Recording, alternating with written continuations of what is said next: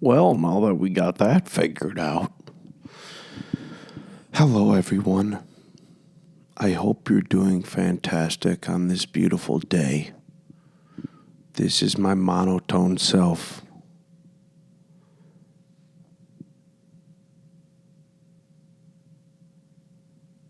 So, what's shaking? This episode was interesting. Hung out up there at Fulton Taproom. Really cool location, just north of Target Field.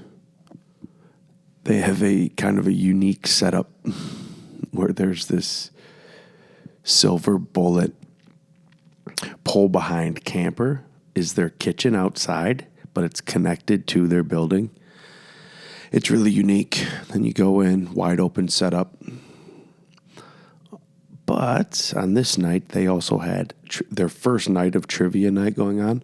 So our back room where we had Lincoln Drink, we had to pull down this giant, basically the world's biggest garage door. We had to pull it down and try to keep it quiet. Try to keep their loudness away from our recording, which was kind of tough, and it got loud inside our room as well. A lot of people showed up, which was good, and the dynamic shifted from the first Lincoln Drink that we had at Lynn Lake. That was more financial reps, a few representatives from the Timberwolves, and this time it was a lot of designers and what else? Oh, yeah, there's a few analytical people there who run analysis and data and, have their own companies, their own side hustles. And the Viral Touch showed up, so more social media influencer type, which was a very good look. This was an incredible turnout, incredible conversations. I apologize if this is your first time ever listening to Stationary Astronauts podcast and you hate the sound. Don't worry, go to other episodes. We have incredible sound. I make sure of it.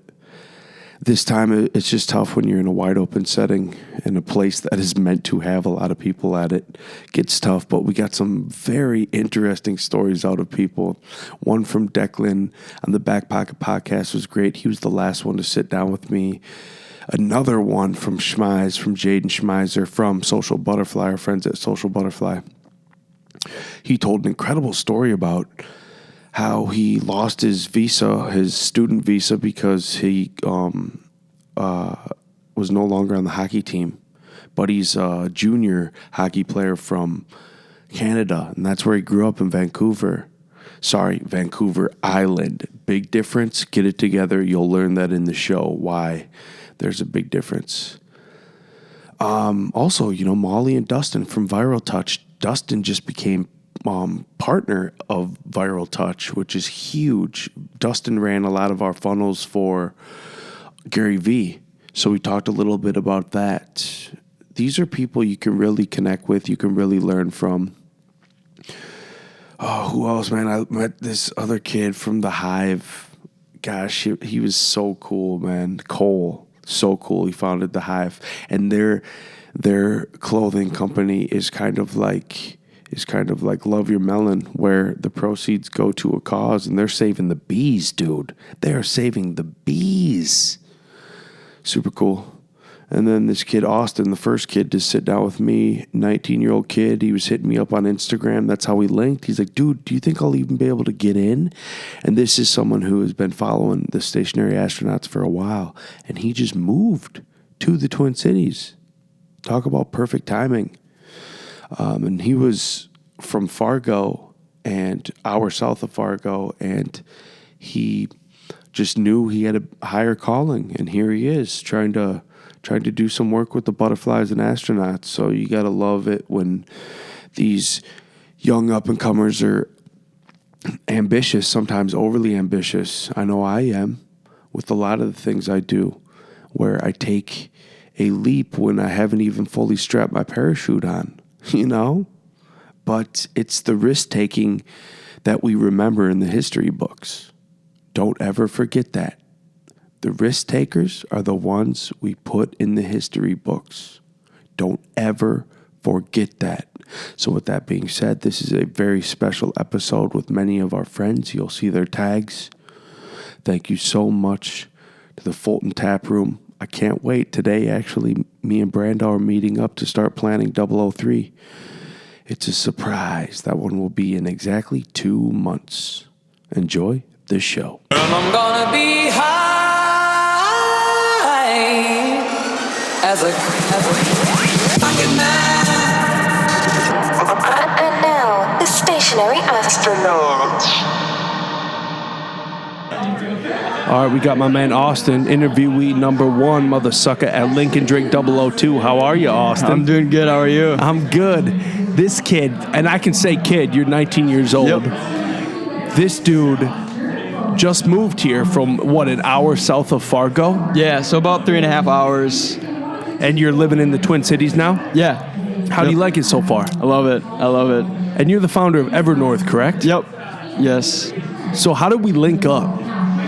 God. I initially kind of like heard of you and what you're doing. I think you DM me through Twitter, kind of like talking about the Gary Vee event that you're getting Gary Vee to Minneapolis. Oh, I did that? What did I say? Oh, gosh. I honestly don't remember. I could pull it up if you really want me to. I want you to say it out of your dirty mouth. I think you kind of like mentioned that you're getting Gary Vee to Minneapolis, and I was like, there's no way that Gary Vee's coming to Minneapolis. And I mean, this was kind of like in my early stages of like business and getting like entrepreneurial stuff. And so I wasn't like believing it too much. And then I think it was like a year later, or quite a few months, I think, after you sent those out, I remember seeing Gary Vee coming to Minneapolis. I was like, wow, he actually did it. And I thought that was pretty crazy. No, dude, it was so cool because you and I have been going back and forth on Instagram lately, and it's beyond you us linking up or me sending you that message, which I know I did. It's that we're here now. You told me, 3 days ago, yo, I'm going to be at Lincoln Drink. No matter what, I'm there. And it's so cool because you just moved here. But what are you doing? You're getting your momentum rolling immediately getting here. Yeah, like that's one of the big points of me moving to Minneapolis is, so I was living in Fargo before, and I really just wanted to go like travel, meet new people. That's the whole point on why I'm moving, just want to experience new things. And I feel like that's essential in anyone's life, is just getting out there and creating new experiences for yourself. You did it, bro. And you're 19 years old. That's the coolest thing, is to know that I was a 19-year-old one time and how much time I didn't even realize that I had. Yeah. You get my drift? And to think back when I was 19, bro, how much time I was killing in regards to slanging drugs, hustling the wrong way, and to see where 19-year-olds are nowadays, like yourself, where you're on that legal grind. You know, you're really trying to get in where you fit in.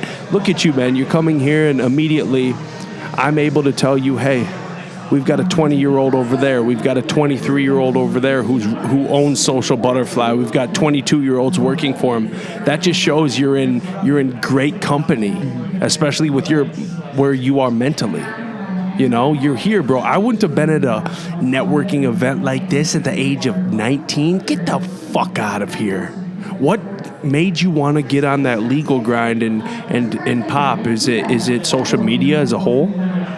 So like, I guess my initial interest to kind of like change my mindset, I would say like Gary Vee was huge. Once I found him and his message that like he kind of like promoted, that was kind of like the next step almost, and it just completely changed my mindset on everything, because I did initially have an interest in business, but I wasn't really like, I haven't really found what I wanted to do yet at that point in life. And so I was kind of like testing out different things, and just basically started testing out, like coming out with my own company and different things. And I really had an interest in that.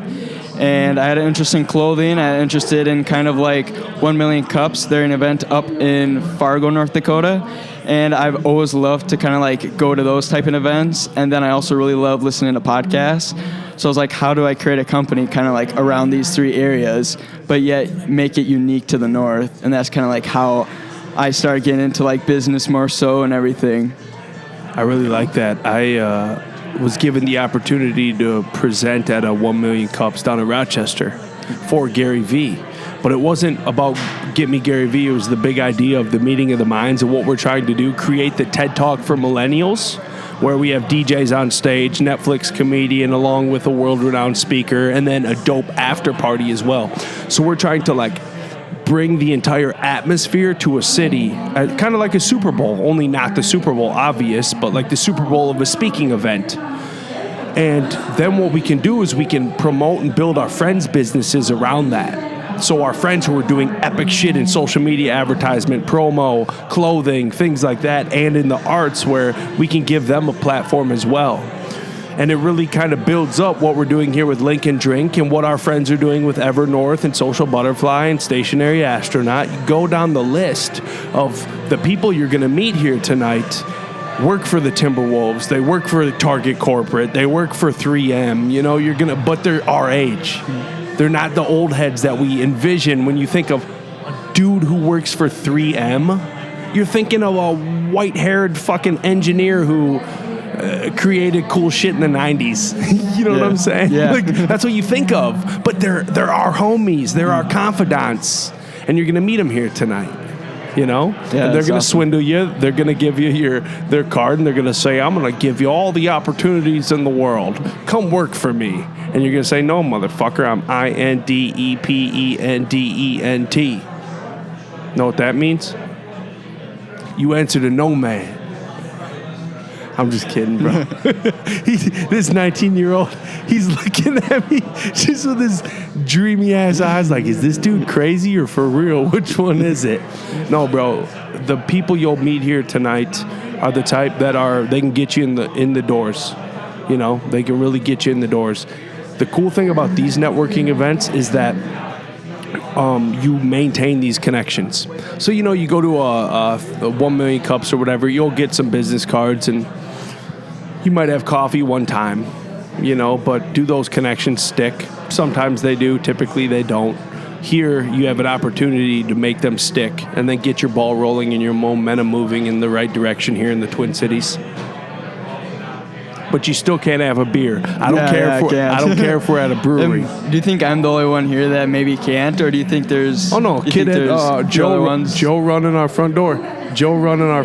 He can't drink either. Okay. He's only 20. Don't want to be alone. We got Molly, we got Dustin. Okay, hey, Evernorth, I love you. Where can people find you?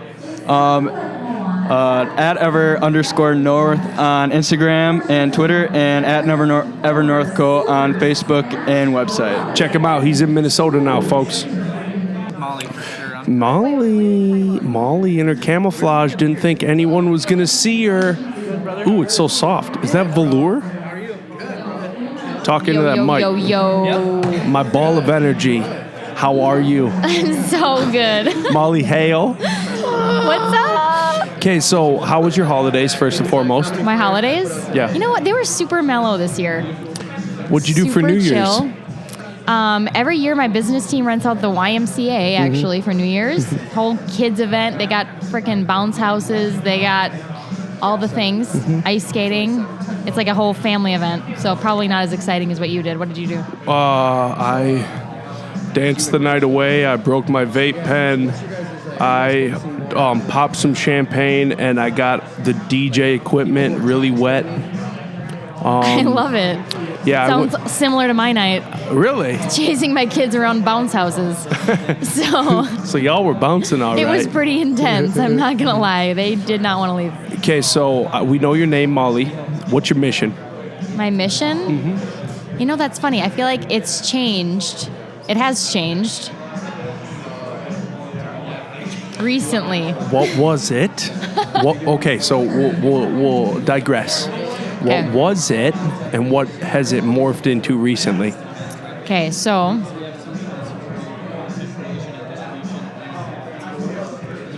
dude, Long I feel like pause. I've been in this like weird season of transition for like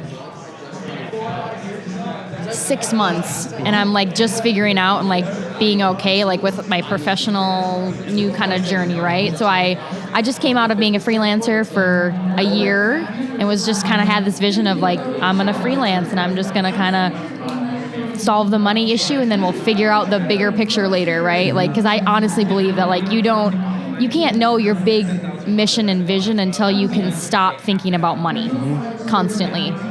And so that's kind of been my vision lately, has been like, just figure that out, right? So I was freelancer for a year. I just got hired on to the Viral Touch agency with Dustin over here and Rachel. And one of our speakers, Rachel from Get Me Gary V. Yes. Absolutely, yep. And so now I'm sort of in this like season of like, I'm just going to kind of submit not like I'm submitting my mission forever, but right now I'm just like in the season of trusting that like they have my best interest in mind, and that I'm here right now to serve their purpose. And then through that submission, my mission will be accomplished down the road, and I'll kind of revisit that. And I'm super at peace with that, which is so not like me at all. It's not my personality to not know what the next 5 years is like, or my big grand scheme of things. But I'm feeling super at peace with it right now. Does that make sense? Absolutely. And that's one of the coolest things that I've been touching on lately is relinquishing control. Yeah. All the while, when we do that, we realize what freedom is. Yes. Just letting go. Whatever's going to happen is going to happen. But when you surround yourself with a supportive network, everything is okay. So true. And especially when I wouldn't be able to do that if I didn't have a Rachel and a Dustin and a Paul that do know. Paulie P. He's so cool. Paul is like such an underdog. Like, no one talks about him. And then I'm like getting home every night telling my husband, like, so Paul's hilarious. He is so good at ping pong too. He's really good at Mario Kart. Okay, so today I actually had his controller and I had his character that he always plays in Mario Kart. He was so stressed out watching me. He's like, I can't even watch you. Because I'm just new to the whole Mario Kart game. That was like the first question they asked me when they hired me was, are you good at Mario Kart? I'm like, I'll freaking figure it out. I'm like watching YouTube videos of what button to put. Anyway. It just shows the atmosphere they built there. Yeah, it's really tight. It's really good. It's very, very, it's really cool because Rachel and Dustin are really passionate about grit and just pushing through, and it doesn't matter. And whatever your, just grit, right? Like, but they're also really conscious of like, the energy today is this way, or I think we're all kind of feeling like a chill day, or we're all feeling like we need to strategize. And I just really love that they're in the flow of that and really conscious of it. And then when I have a day where I kind of feel like I'm not ready to take on maybe a task that I thought I was going to accomplish that day because I'm not in the right mind space, they're really honoring of that. And obviously we always get it done anyway, but it's cool to work with a team like that. It's fluid. It's fluid. And that is kind of like what corporate America isn't there yet. It's transforming into that, where it's going to be more fluid, going to start catering to the age group that is working for corporate America. But it's really cool to see companies like the Viral Touch, where they're implementing that into their practice. And it helps that you guys are a little smaller, but at the same time, you're still doing big things. It's cool because I don't think they're even conscious of it. It's just something that I've noticed in the culture. Yeah. It's been really fun entering the agency and seeing where the culture's at from a third-party perspective. Because I saw, I was in, so kind of my background, I was in Rachel's course for 6 months or whatever, and when I met Rachel, I'm like, I'm supposed to work with her. And actually at the Gary V event, I wrote on my notepad that I have with me, oh no, it's in the car, I will work with Rachel Peterson this year. And I got hired in December. Yeah, and so I sent that to Giselle, actually. I said, girl, I just want to let you, she's the first person I told I got the job, I think before my husband even. I sent her a text on Instagram, and I said, thank you for that. So that was pretty sweet, right? Isn't that awesome? I'm so glad you said that, because it seems like on a bi-daily basis, I'm hearing just some new thing that happened out of that event that we all got to share together, more and more. It's just awesome. When the keynote came out, like the full keynote, were you kind of a little pissed? Like, just in the sense of like, we worked so hard to put this on, and now the whole world gets to. I knew they were going to be doing it, and actually, we're the one who supplied them with half the footage. So yeah, I knew it was going to be happening, but I also knew my life will never be the same after that. And then when I was on Gary's podcast where we swapcast, like I was like, my life will never be the same. And it's brought me what I can say lifelong friends. You know, look it was a catalyst, truly. I mean, Yeah. I think it was a catalyst for your life. It was fun to watch. So I have a question for you. Oh, hit me. So your purpose for 2018 was Gary Vee. In a nutshell, it was patience, to work on my patience. So I had my daughter, as you know. But yeah, it was like everything culminated to Gary Vee. Yeah, I spent all of 2018 on Gary Vee. Right? To the point, like, I love Gary, and I'm still in contact with his team. But the thing is I've had a lot of Gary over the last year. Now I'm implementing, so my 2019 is all about execution. So executing what Gary taught me in 2018 and 2017, but 2019 is all about execution, and I think we're all there. So having during the start of the end of the third quarter, we had Gary Vee. So like it kind of really got us all jump started into our 2019, whether we knew it or not. Look at where you are now. 2018 Absolutely. built your 2019 to go to infinity and beyond. Like what you guys are doing is going to be incredible. And Dustin just got made partner, which is huge. So exciting. And your energy is so infectious. And like honestly, I can't say that enough. Just when we went through Axes together, I was like, yo. This little girl, this little woman, because you have children and a husband, is a competitor. You have awesome. a competitor spirit, and I can tell. And that's got to help you in business. Absolutely. I mean, so I'm a 3 on the Enneagram. I don't know, do you follow Enneagram at all? We just Hit me with geeked it. out the Enneagram. Hit me with it here. Enneagram. Explain it. Have you done it? I can't hear you. You can hear me. No, I haven't. Sorry. I know I'm the one with the headphones on. No, shaking his head, no. I'm over your lip syncing. One more time. Yeah. Okay. Whatever. Anyway, it's basically the achiever, right? So competitive is certainly in there. Mm-hmm. And it's just been in my blood forever. And it's so funny. And I was listening to actually your podcast again to bring up Giselle when you were talking to her about, I think your question to her was like, how long do you wait when you're meeting with someone to just tell them it's confidence and that it's just your energy? And I just so related to that on like, I sort of felt like there's really no way to say this without sounding arrogant, but like I've just like, I've been one of those people that things work out for. But I also am one of those people that makes things work, just like you, right?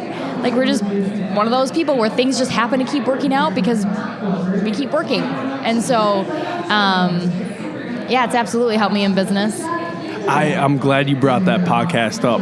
I'm very disappointed in that podcast. I'm not happy with my performance. Lots of ums. I had a long day that day. That's so funny. You can edit those out. No, I don't edit. Oh, good for you.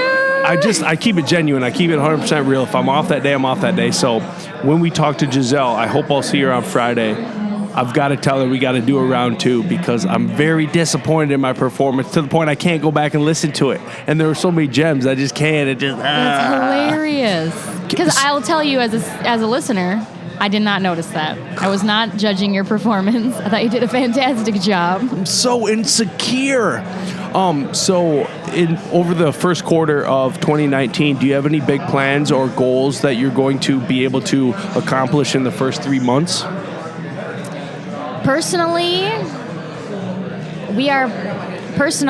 a huge goal that we're working towards this year is getting debt-free, which is just not always exciting to talk about, but I'm freaking jacked about it. I think it's fantastic. I'm excited about getting things in order, like logistically, like your books. I mean, stuff like that. Like that people don't talk about because it's not sexy, but like that fires me up to be able to, when you like clean your garage and you feel like you can take on the world. I feel like that with like, I want to figure out my money crap, just put it on a spreadsheet so I can just continue on with life. So that's like the first thing out of my head. Yeah. Getting debt free, we'll be debt free in 9 months. I have that mapped out, so that's super exciting. Heck yeah. But I guess quarter 1, professionally, we're the Viral Touch has got our game faces on. We're really excited. We're taking on some basically dream clients. I mean, dream clients only, essentially. It's been so exciting being on calls where we're like, me and Dustin are almost crying on the call and just feeling so in sync with our clients, watching our clients hit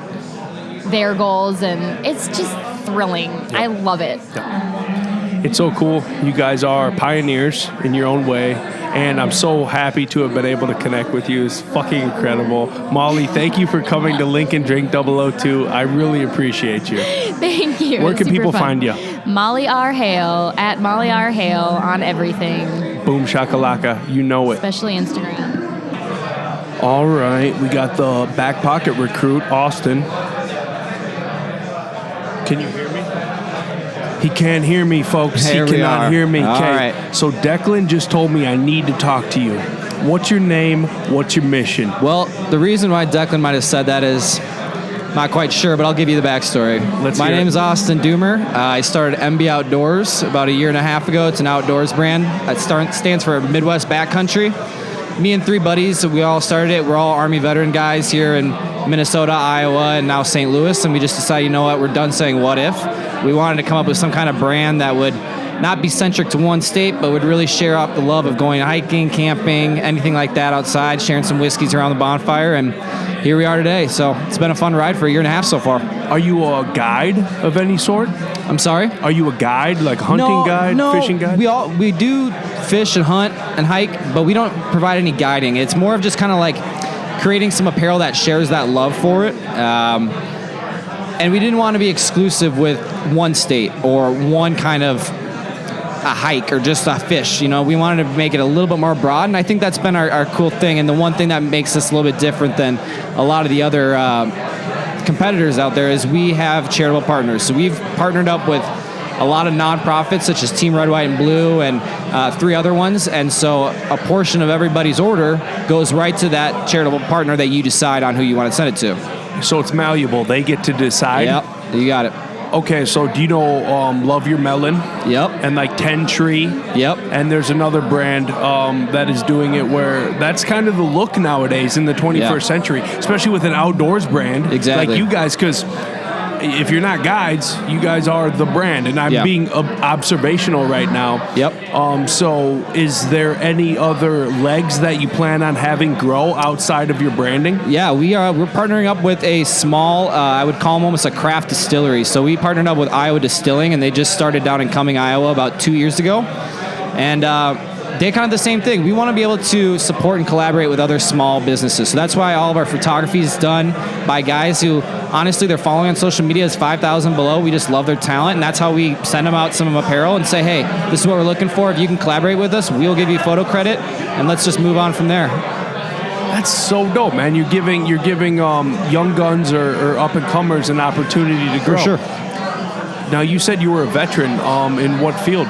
So the 3 of us were all Army ROTC. We were all National Guard before then, enlisted, and then now we're officers. So I'm an officer here in Minnesota. Bryce, my other owner, is down in Iowa, and the other one is also in Iowa, but just lives in St. Louis. So he's got a little bit of a hike.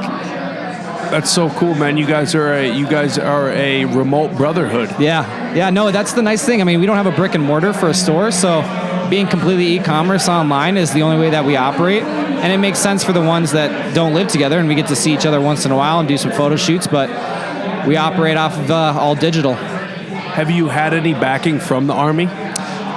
Well, we've had some individual units that have really had a strong following of us, and so some of the guys have looked at their budgets and said, hey, if you guys use your vendors and you put your logo on it, could you get us some unit shirts? We're looking at those kind of opportunities. A lot of our apparel actually has some camo in it, so a lot of our followers on Instagram and Facebook are a lot of veterans and some guys out who own a range out in Las Vegas. Just kind of cool to see these guys that, you know, saw some real combat and everything and love the same thing of going out hiking and camping, follow a Midwest brand that is states away, and give us the support and send us photos of them shooting some M9s and stuff like that. But it's a real cool thing to see.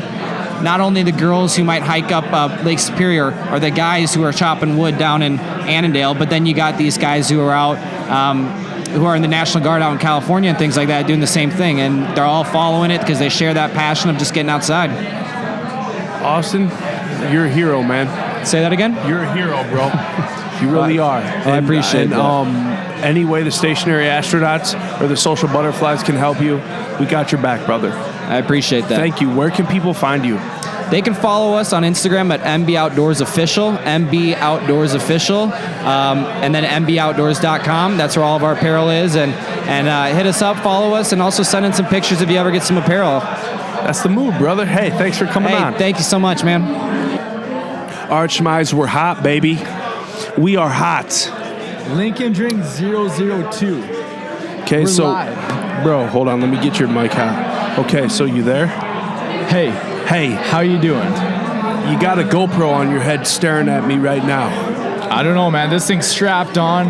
It's hot. I'm ready to go, dude. Where are you from? I'm from a little place on Vancouver Island called Qualicum Beach. For those of you who don't know Vancouver Island, it's across the strait from Vancouver, okay? It's this big-ass island with a lot of trees, a lot of mountains, and a lot of really good people. Is that where Ryan Reynolds is from? Dude, he's from Vancouver. This is Vancouver Island, bro. Like, Dang! This is from an island. Like, I don't know. I can't even explain it. It's probably like 300, 400 miles long, couple hundred wide. It's known for a lot of hippies, mountain snowboarders, surfers. It's probably the only place in Canada where you can snowboard and surf in the same day. What? You can snowboard and surf it. So you can go up to the mountain, you can shred for half a day, you can come down, catch the sunset, and catch a surf. That sounds like Northern California.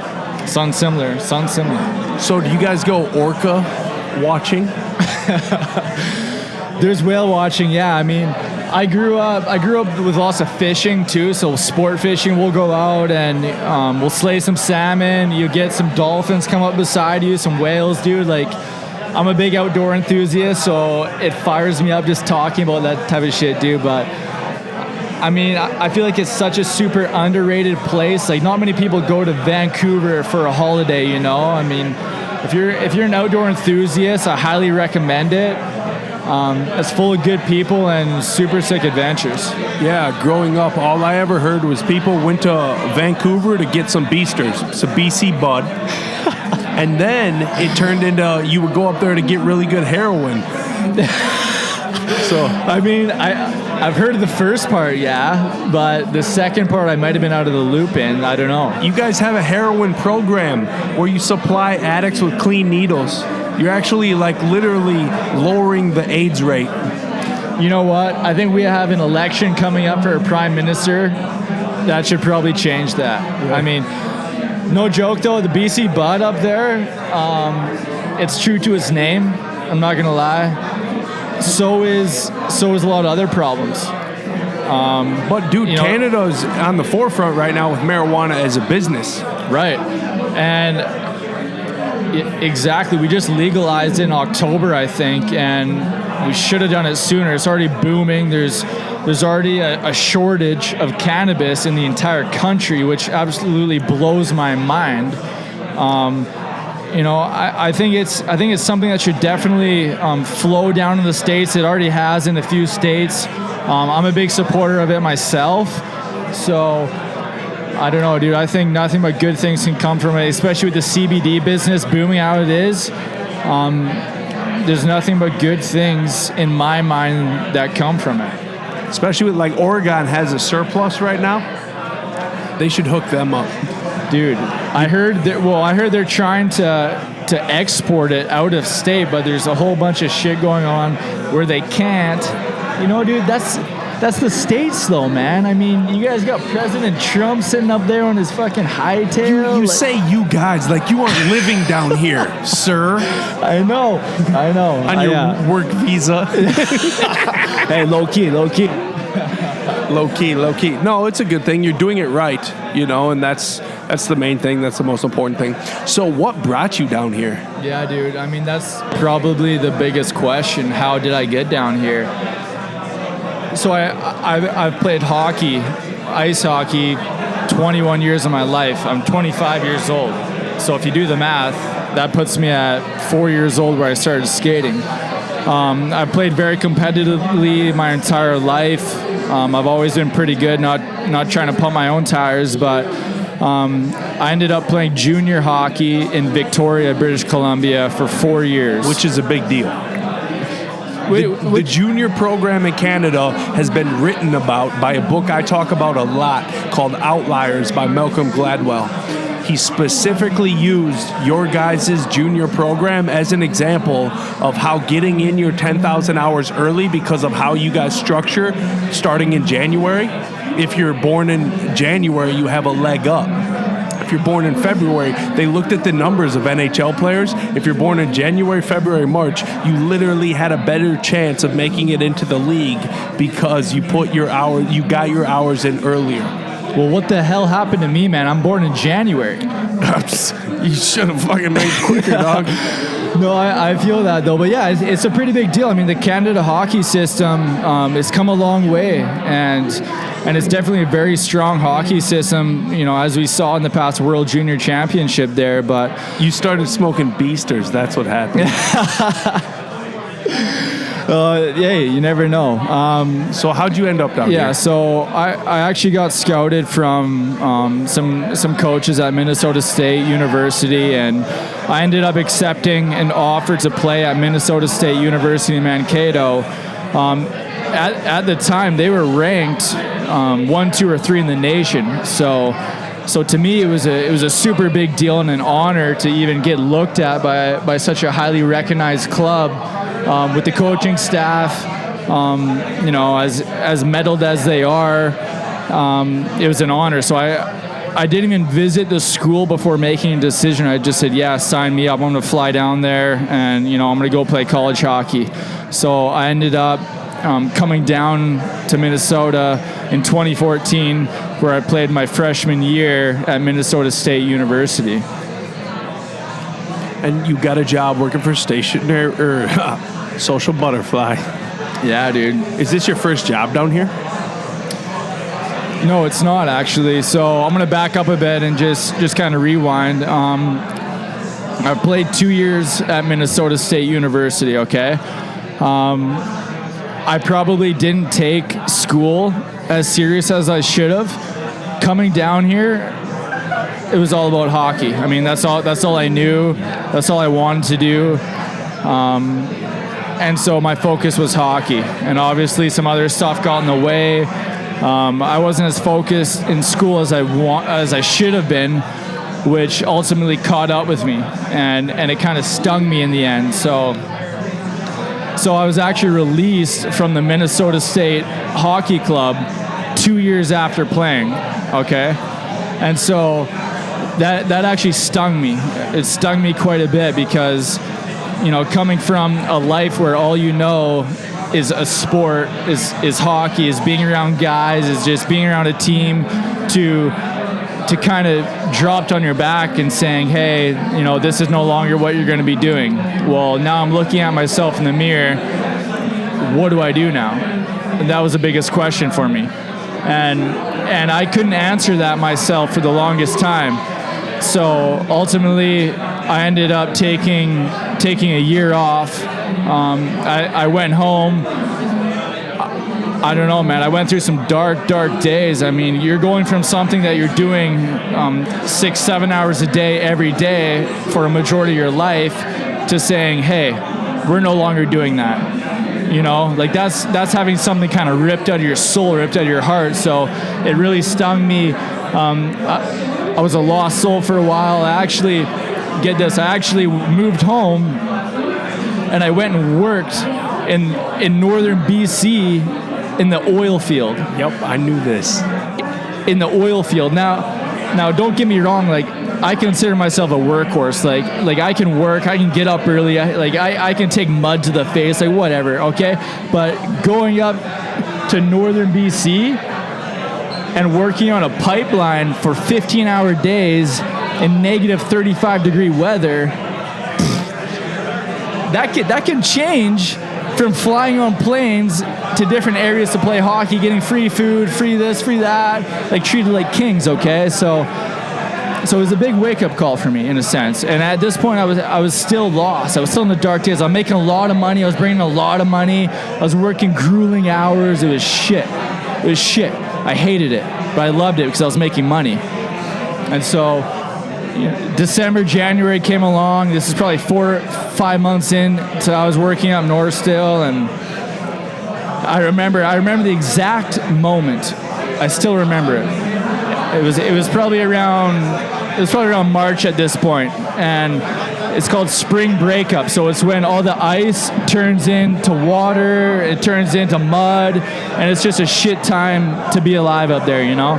And so I remember the exact moment. I was one of the last workers up there. We were just finishing up a job, and I remember stepping in this mud pile, and it probably went up to my waist, no word of a lie, and I couldn't get out. I was stuck there, and all I felt was being stuck in life. You know, like at that moment, it just overwhelmed me. Like everything just finally caught up to me, and so I literally just sat there with mud, probably up to my nipples, like no joke. And at that point, I said, Jaden, what are you gonna do? What are you gonna do with yourself? Are you just gonna be miserable? Are you gonna work up here your entire life? Everybody who works up there doesn't want to be up there. They're trapped because there's money and they have nothing else to do. I was young. I still had a full life ahead of me. Like I still had shit that I wanted to figure out and do. So it was that moment where I legit told myself, I'm like, hey, all this money that I'm making, I'm going back to school. I'm going back to Minnesota. I had a girlfriend back in Minnesota. Courtney, I love you. And she is the shit, though. Courtney is the shit. Yeah, she helped us out with Lincoln Drink 01. Hell yeah. Yeah, she helped me out with a lot of shit that I was dealing with through that time. So it was at that moment that I just knew, okay, I'm going back to school. Did I know what I was going back to school for? No. Did I know what I wanted to do when I grew up? No. But I was going to go back and I was going to figure it out. So March, April came up, June. I needed to get registered for school still. So I was like, damn, well, I gotta fly down there because it's just too hard dealing with the shit online or whatever. So I flew down, I got registered. It was a shit show getting through the border even because I got my visa taken away when I got released from the team. So I was held up at the border. I was, all that bullshit questioning. And I ended up getting registered, getting locked in, got an apartment with my girlfriend, and I would start school that fall, okay? So I was going back technically as a late sophomore, but I was a junior. So I had to catch up in all these classes and I had to figure out what I wanted to do. Well, I like taking photos. I like being outside in the nature, adventuring, whatever. So I was like, well, let's give it a shot in marketing. Like what is marketing even? I don't know, but let's give it a shot. Okay? And so coming back, I just had this whole different mindset. It was weird for me. Like nothing really inspired me, nothing really sparked me, but just motivation. That's all it was. I was just hungry for something, And so my biggest thing was reaching out to as many people as I could, getting involved in the university as much as I could. Clubs, committees, events. I was there. You name it, I was there. I was talking to people, which really worked out for me. I started getting involved with Love Your Melon. It's a local cancer organization. Every hat you buy, they donate. Can you break that down for us? Because the last dude who just sat down here, Austin, he's got a company kind of like Love Your Melon. What's the basis behind Love Your Melon so we can let the listeners know exactly? Yeah, for sure. So Love Your Melon is actually, it's a local company here in Minnesota. And so for I'm not sure what the standards are now, but for every hat that you bought, they would supply a hat to a child who had cancer. So put a hat on their head. And they've done an excellent job at raising a bunch of money for younger children who are suffering from cancer. And they have campus crews all over the United States. So that instantly just kind of sparked me to get involved with something like that and to give back while I'm trying to kind of make a name for myself too. And so I got involved with that. I got involved with marketing club and just as much as I could with the school. And, the biggest thing was too, I used to be a hockey player at the university, kind of walking around like my shit didn't stink. Well, now I'm not that. Now I don't have those people to hang on to and to walk around the halls like my shit didn't stink, okay? People were questioning, you know, why'd you come back, man? Like, why are you back? And it's like, what do you mean, why am I back? I'm here to chase something. I'm here to finish my degree. I'm here to pursue something bigger than me and bigger than both of you and me, you know? So I had that type of hunger and motivation behind me as well. And ultimately, I met a few people in class, and long story short, I somehow got connected to a marketing job within the university, okay? And so I was a marketing assistant to two departments within the university. And so one department, the office was down at the Hubbard building. For you listeners who don't know, it's a separate building off campus, downtown Mankato, that partners with small businesses around the community, and the university has a section within that building as well. And so, long story short, that's where sorry to cut you off. There's a lot of motherfuckers here right now. This is loud. There's a lot of people here I'm right now. not gonna lie. I looked over my shoulder, and there's probably double the people here already. Like it's already crazy. And there's a garage shut down there blocking us. We're almost gonna have to open that thing out, rip that thing off. Yeah, dude, this is dope. dope. Pound out there. Okay. So, right. is it the Harper Building? Did you say? So the Hubbard building, downtown Mankato. Long story short, that's where the Social Butterflies office is. I knew that they worked there just because I worked in the same building. I had no idea who they were, what they did. I started kind of looking more into what they did, following their work. A couple months went by, and you know, I've passed them in the halls a couple times, and one day I just reached out to Brandon on LinkedIn. Was it during your guys' 9 a.m. shit? What's that? Was it during your 9 a.m. shit in the office building? No, it was right after. And so I reached out to him on LinkedIn. I'm like, hey, man, you know, you think you could grab a cup of coffee? Like, I don't know, tell me some shit, because I wanted to start. Meet me in the break room. Yeah, hey, meet me downstairs. Don't tell anyone. Yeah, okay. Bring your hoverboard. We'll race. Bring your cappuccino latte maker, motherfucker.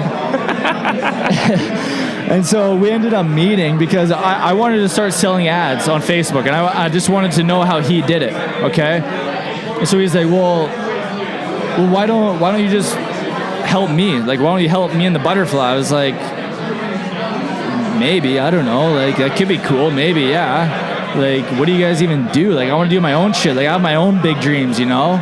So he explained a little bit more, and I was like, well, let's just try it out. Like, you know, like, get to know each other. If a week passes by and I hate you and you hate me, well, we'll go our separate ways. I'll just take all of your ideas and go my way.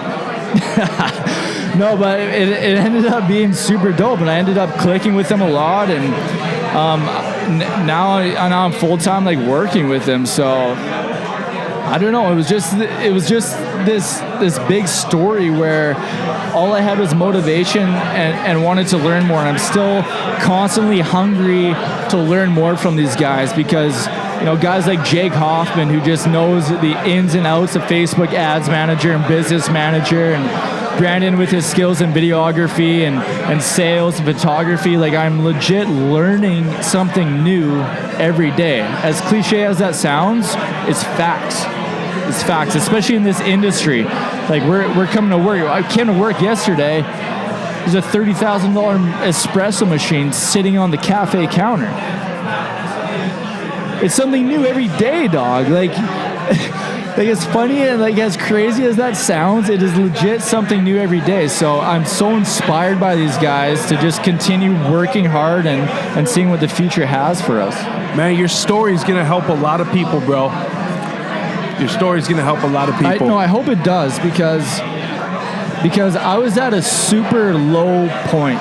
Like I was rock bottom, you know, like I was drinking a lot to the point where I was blacking out and couldn't even control myself, and I was just doing stupid young shit. Like, a guy was lost, he was doing stupid shit. And so I don't know. I think if anyone else is going through that type of shit, just know that it is ultimately up to you to change it, because your mind is the most powerful weapon that you have, you know?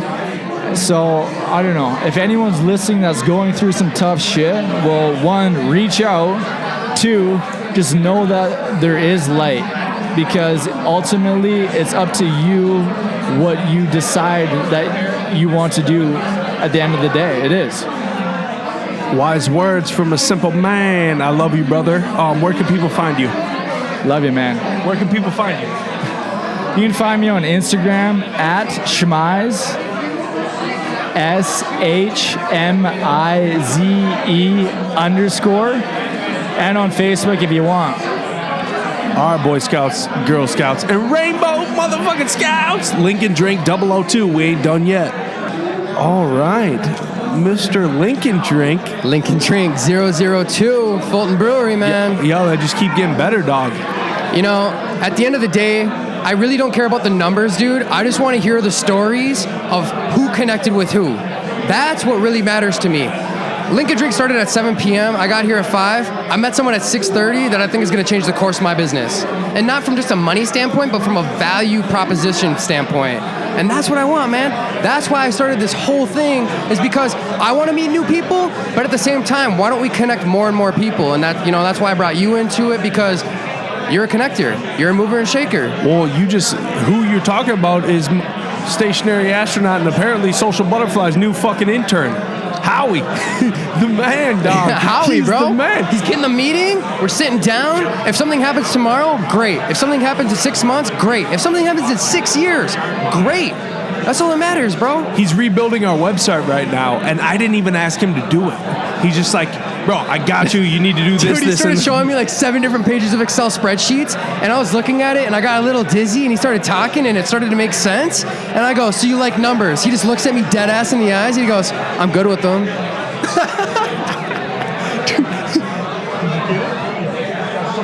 Did you get it? Yeah, he got it. Did you get it? Did you get it? Did it work? Huh? What's that? New card. What do you mean? I'm so confused right He now. put a whole new memory card in it. Why? You were supposed to take that one out and then put it in Brandon's computer. Where's the old one? You're so fucking weird. We'll figure it out. We'll figure it out. At the end of the day, we'll figure it out. Yeah, we'll figure it out. So, Brando, where it's at, yeah. We were talking, and kind of to go on what you were just talking about, before this started tonight, we were talking about how this is a different kind of networking here, where it's like you actually grab something tangibly from these Lincoln Drinks that you don't get from a cliche-ass networking event. Where do you think the difference lies? The difference between Lincoln Drink and any other networking event? Lincoln Drink, I don't even want to call it a networking event because it's so valuable. Yeah. At the end of the day, we were sitting there and we're all, me, as in Social Butterfly, our whole team, Stationary Astronaut, your whole team, we're all so connected, but who's putting everyone in the same room? We're all one-off conversations or group texts or every now and then like, hey man, we link up. But who's putting everyone in the same room? Because at the end of the day, dude, like I got goosebumps right now. I'm a goosebumps guy. At the end of the day, if we put everyone in the same room, something's gonna happen. With this kind of intellectual, like, property in one room, man, that gets me hyped. I didn't get a chance to ask you what your 2019 New Year's resolution was. Be a better leader. Be a better leader. Be a better leader and take criticism better. At the end of the day, everyone's a PR of themselves. And so they always want to put out the best look of themselves. I wouldn't say I would judge myself. I critique myself internally on how I am as a leader because I want to be better. And I'm 23. I have a lot of time on my hands to figure that out. But at the end of the day, I just want to build something. And like maybe it's Lincoln Drink, maybe it's Social Butterfly, maybe they all come up, maybe none of them come up, and it's something 3 years down the road. I just want to formalize myself to learn more about how to be a better leader and how to build things, because I just love building things. Like looking at this room right now and seeing all these different people. There's people from Mankato, there's people from Duluth, there's people from Rochester, there's people from corporate America, there's entrepreneurs. We got a Fargo motherfucker in here. We got 3 chiropractors in this bitch. We got 3 chiropractors in this bitch. We got doctors. We got doctors. We got the doctors. But I don't know. I think it's really cool that this is the second one, and we have returning people, we have new people, and I just want something to happen. I want to start the conversations. What medium are you grabbing most of your knowledge from nowadays?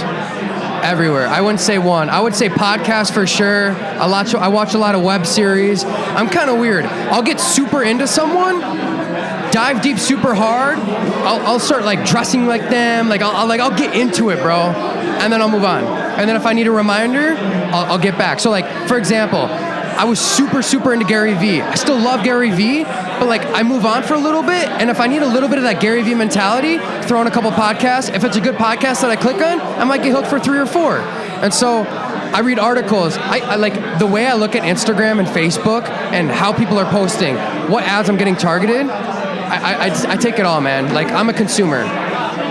That's the most important thing nowadays. If you're a doer, is to put yourself in the shoes of a consumer. Right. There is no other way. And I talk to. I am getting into reading books more. Yes. I finished Crushing It as an audiobook, and then I read Traction, the EOS process for entrepreneurs. I read that whole book. And when I read it into a couple of weeks, and I'm like, damn, I think I really kind of like reading again. So I'm going to kind of balance that out. But like books, articles, magazines, podcasts, like, here's the thing, bro. Half the shit is free. Why wouldn't you? Like, if you care about business, why wouldn't you just indulge yourself in it? And if you don't care about it, then why are you in it?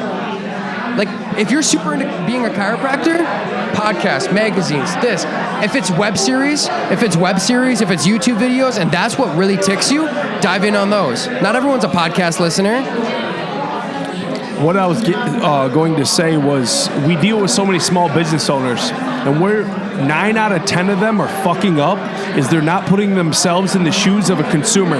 But it's hard, bro. I know. It's hard. But we are consumers. We're born consumers. So like to say you can't do it or you just don't, it's an excuse because no, you are a born consumer. It's just you might not consume even your goods. Right.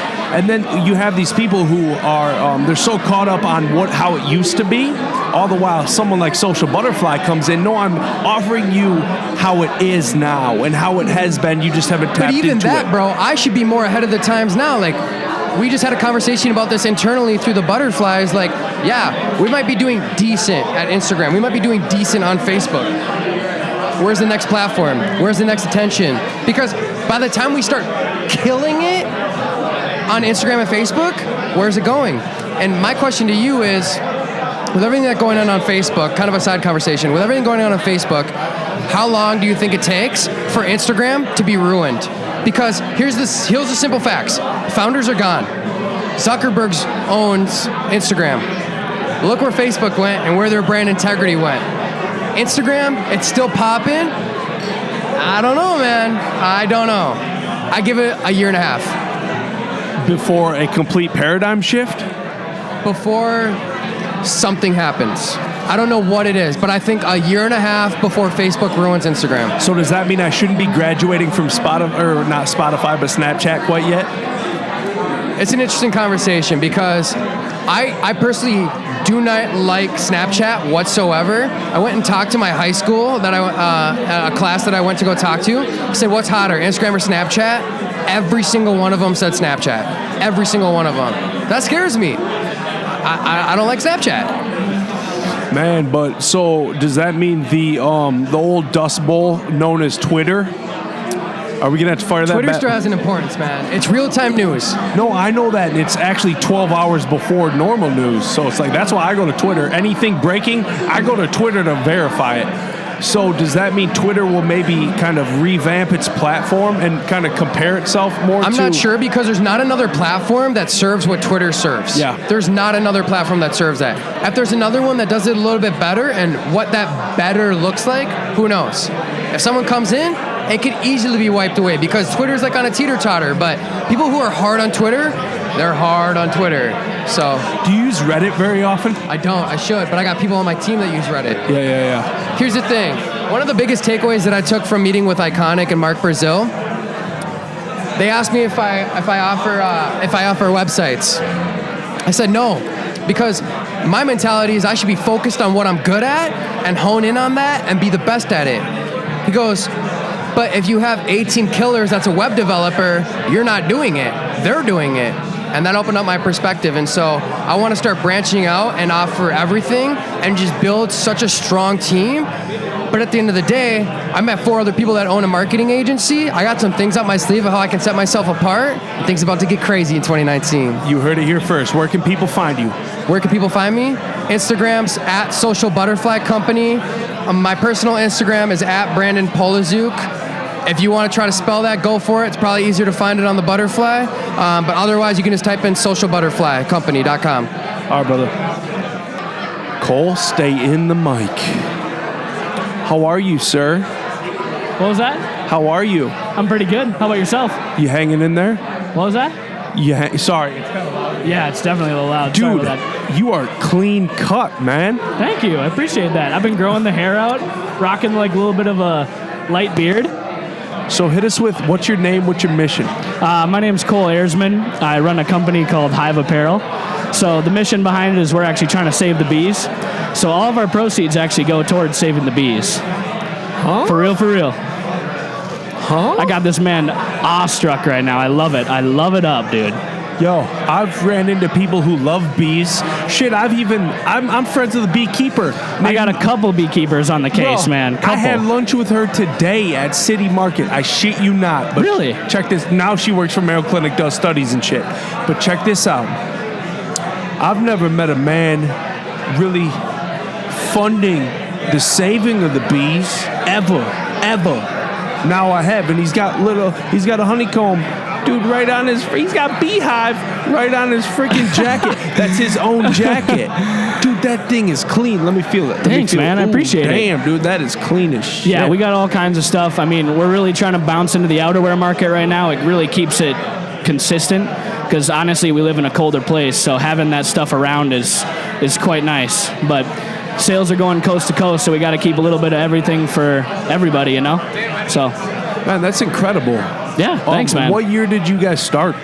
We started in 2014, so I actually graduated a quarter early out of high school, and man, I was sitting around, I was bored as shit. I didn't really know what to do with my life, and it became this idea for me that I kind of wanted to leave something behind. Like I wanted people to remember me in a certain way, and you know, a lot of people were like, so what would you want to do at the age of 17 starting out in life? Like, what was feasible? And honestly, for me, like, my mom had just lost her job, and she was actually creating her own business, so I got a lot of kind of some guidance from her on that whole side of things. And the feasibility came around to selling some T-shirts. So started out with probably like 5 or 6 hometown friends right out of Buffalo High School.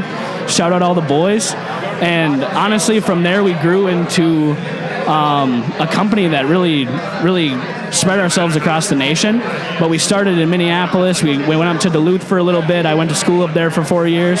So honestly, we're just running with it, making it bigger and bigger every day and selling more stuff. So how many people do you have on your team? We have 6 currently working with us. So graphic design wise, I want to give a shout out to Jacob Crump at Crump Art on Instagram. Dude is a beast. C or K? K. Crump, like Trump with a K. So honestly, he has helped grow the brand quite a bit, and I owe a lot to him. One of my good or best friends, I think I met out of Duluth. Shout out Nick Roloff for helping out with all the marketing, all of the vision behind the Instagram, all the promotions. Shout out Dom Ritchie for really keeping it real with all the inventory and, you know, some of that boring stuff. You got all the numbers and everything behind the vision. So let's go back to Crump. Do you have a nickname for Crump? Crump. It's just Crump? It's just Crump, yep. Straight up Crump. Yeah.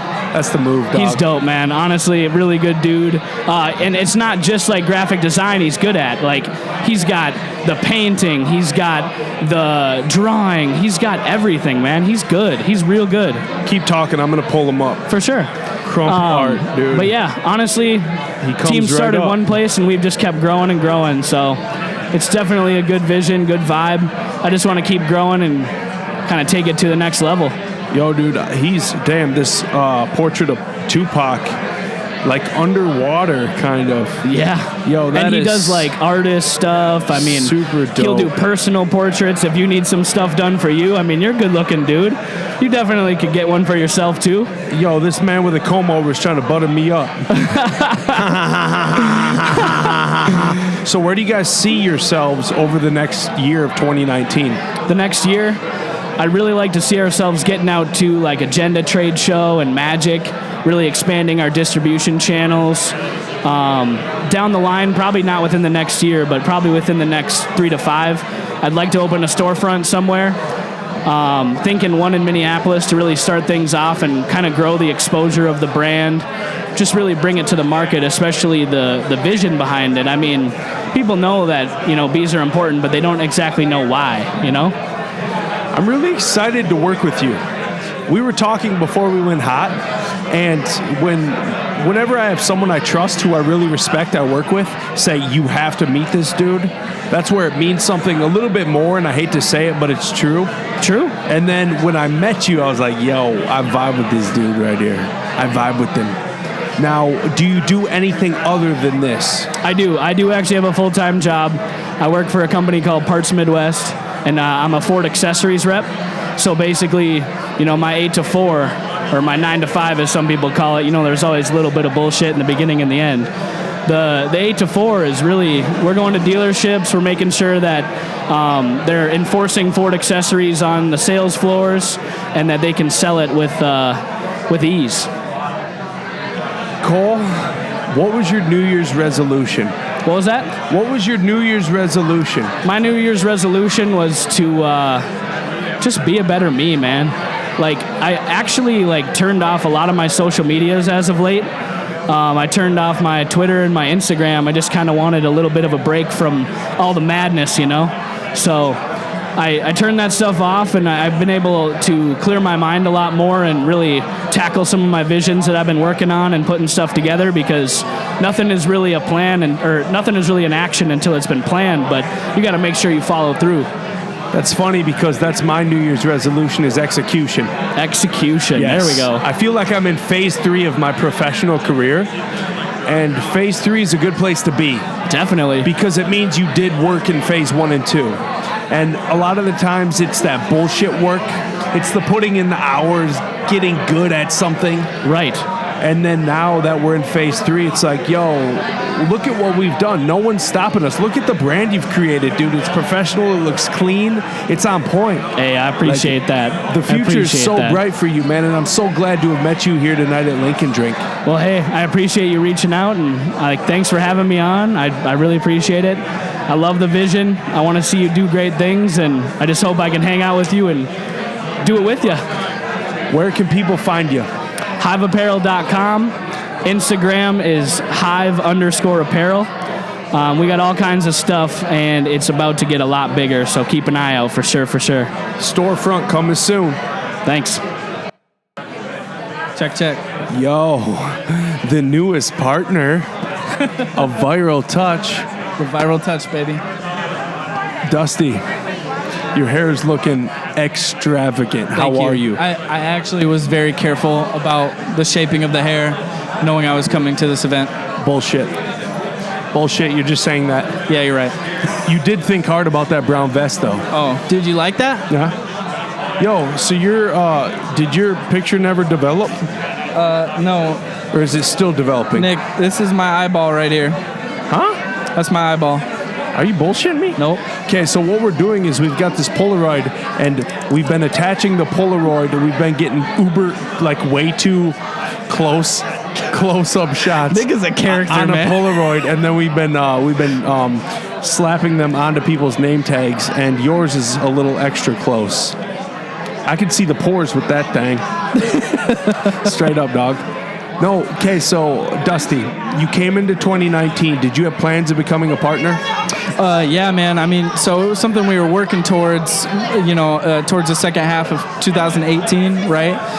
It's one of those things that is really just sweat equity, like putting in the work, bringing things to the table that other people don't necessarily within the organization, right? Everybody has different strengths. And so for me, it was, listen, I'm either going to own this thing or I got to do my own thing. And we kind of had that realization. You had that realization, and you let it be known. Shit, it was second quarter, before second quarter of 2018, where you kind of came out and you said, I want to start my own thing, in a nutshell. And look, now you're a partner. You brought it into fruition. Yeah, I mean, for me, right, at the end of the day, it's all about hard work, right? Like Nick and I did Gary Vee together, right? And that's one of the things we worked on. And for me, I know we both believe in that, right? The hustle is a real thing, and hard work gets you places. And if you don't work hard, then you don't. Like, that's the way it works. And so for me, I realized I refused to put in all that work to build somebody else's reputation, to build their brand, to fill their pockets. At the end of the day, I would rather be broke and live in a cardboard box than let all of my hard work pay off for somebody else, right?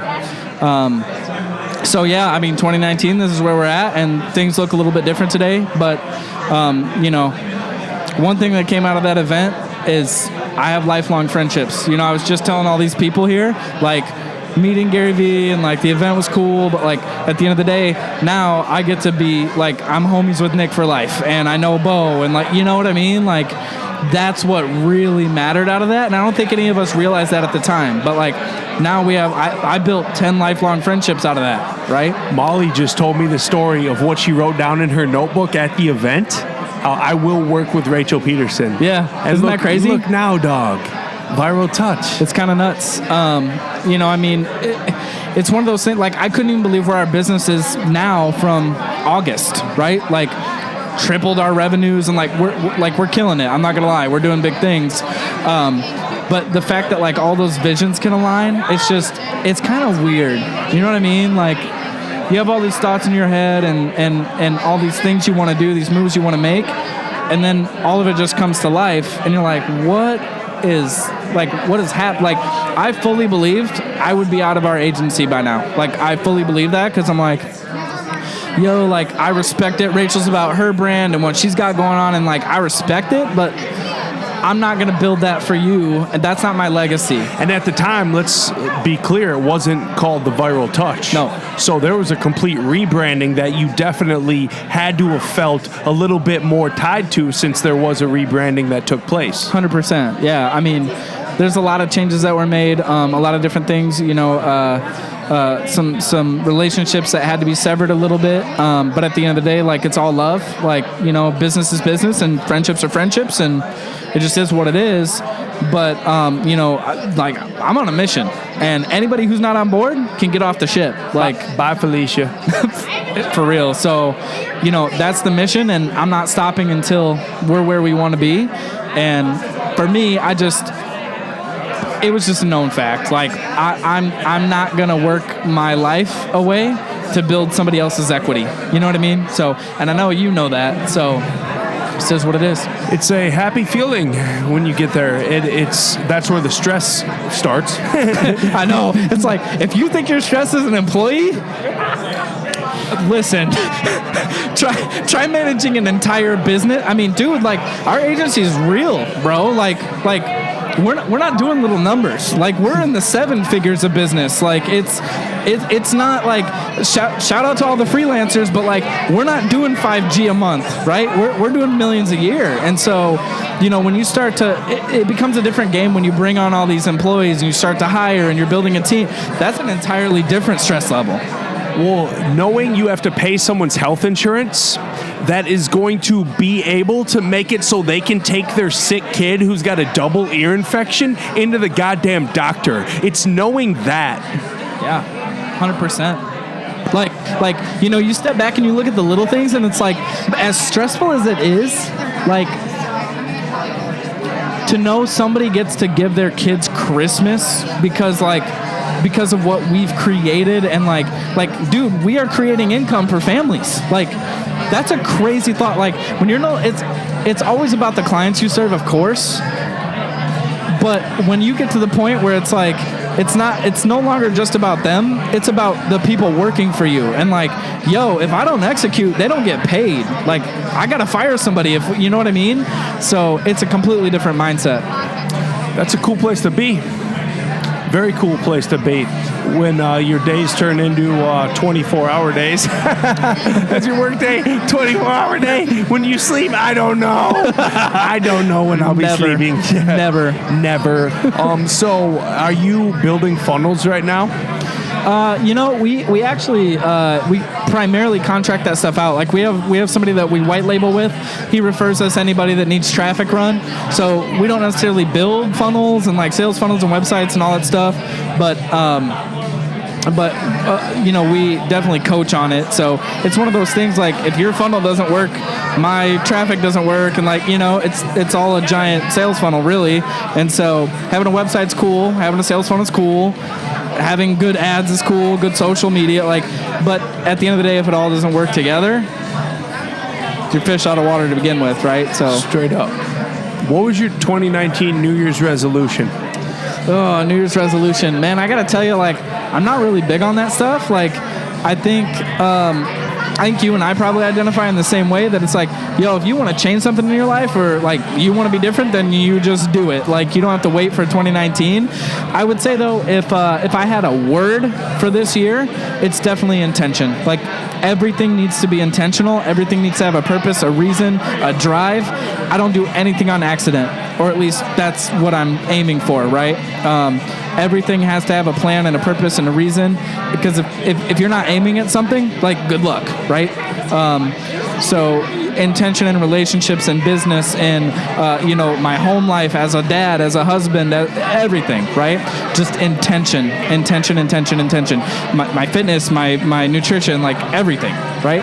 At the end of the day, I feel like if you're intentional and you're disciplined, you're just going to win no matter what. It's so cool to see where our lives have shifted to, where now life is all about that goal, that intention, that execution. Go down the list of, I don't need people back when I was 24. I'm going to lose 20 pounds this year. I'm going to do this. I'm going to go make $50,000. And it's like, you might do it, you might not, but at the same time, it's like, what did I really accomplish? Did I really grow spiritually? Now I feel like our attentions are really being pushed towards the growth of our spirit. You know what I'm saying? 100%. And then professionally, it comes through in that. Yeah, and I mean, honestly, dude, and I know you know this, to me, building a business is one of the most spiritual journeys you can take, right? Especially with you, this is why I still look back to the Gary Vee event, right?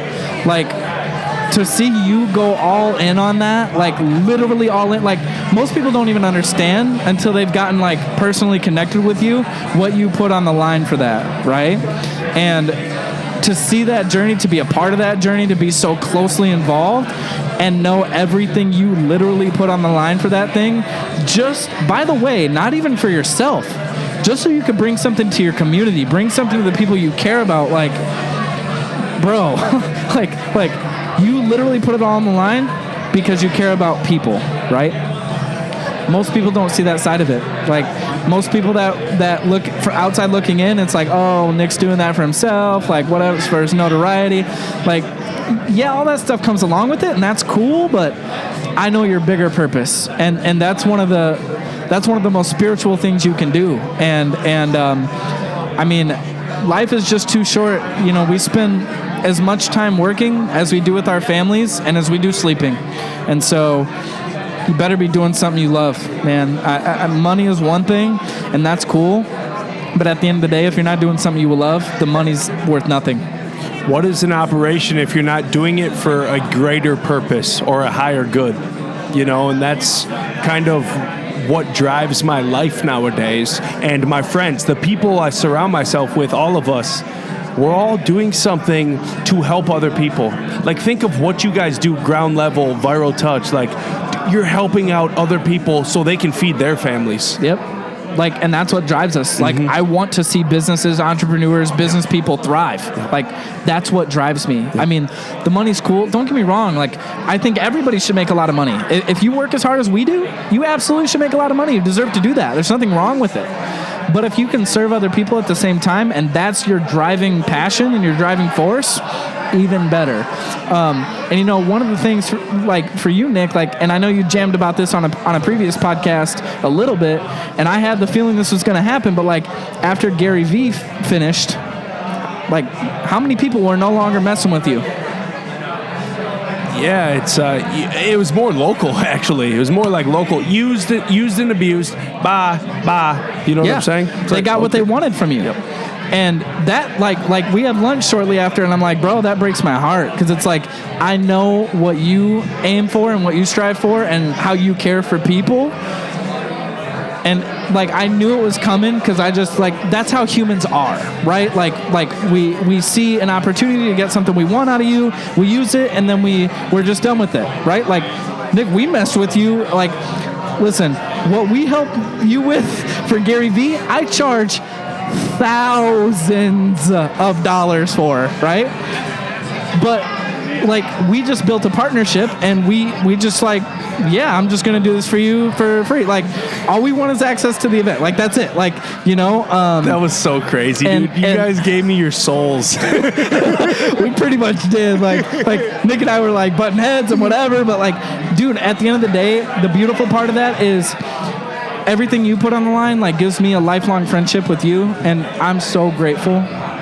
I'm so grateful, brother. I love you, dude. I love you too, brother. I was thinking, I wish Rachel and Paul were here. I wish they were here just so I could talk to them too. Because I feel I got Molly, I got you, I want Rachel and Paul too. Listen, bro, I give Rachel and Paul crap all the time.